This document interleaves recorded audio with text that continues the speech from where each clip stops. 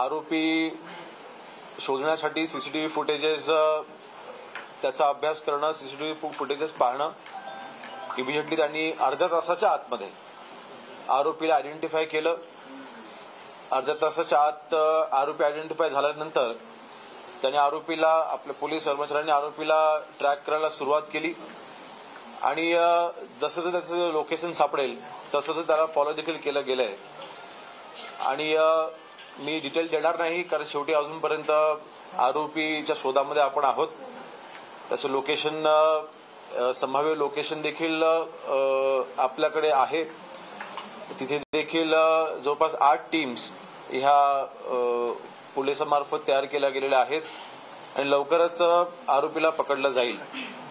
एक असा गैरसमज तयार केला जातोय की सर्वांना सांगू इच्छितो की ज्या वेळेला ही फिर्याद आल्यानंतर अर्ध्या तासाच्या आतच आपण आरोपीला आयडेंटिफाय केलं आणि आरोपी अलर्ट होऊ नये ह्यासाठी ही बातमी बाहेर येऊ नये ह्याची आपण पोलिसांमार्फत दक्षता घेतली गेली, जी अत्यंत गरजेची होती.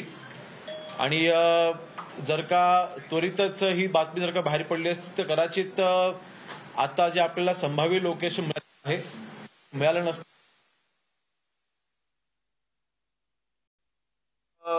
जर का त्वरितच ही बातमी जर का बाहेर पडली असती तर कदाचित आता जे आपल्याला संभाव्य लोकेशन मिळालेलं आहे तर ते मिळालं नसतं आणि आरोपी जो आहे तो अजून कदाचित कुठल्या दुसऱ्या ठिकाणी किंवा लांब तो पळून जाण्याची शक्यता जास्त होती.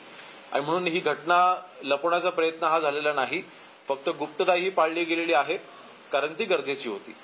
एकंदरीत ब्रीफिंग घेतल्याच्या नंतर आरोपी हा लवकरच पकडला जाईल आणि पुणे शहराच्या बाबतीमध्ये शेवटी ही जी घटना घडलेली आहे ती एसटी स्टँडच्या आवारामध्ये ही घटना घडलेली आहे.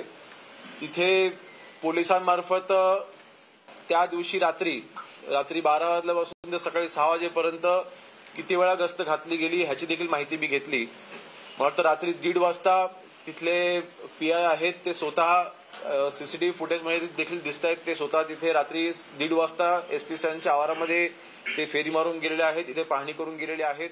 All right, that is Yogesh Kadam, MOS home of Maharashtra, addressing that press conference as far as that shocker in Pune is concerned. We'll continue to track that, but for now we leave it at that. It's a wrap.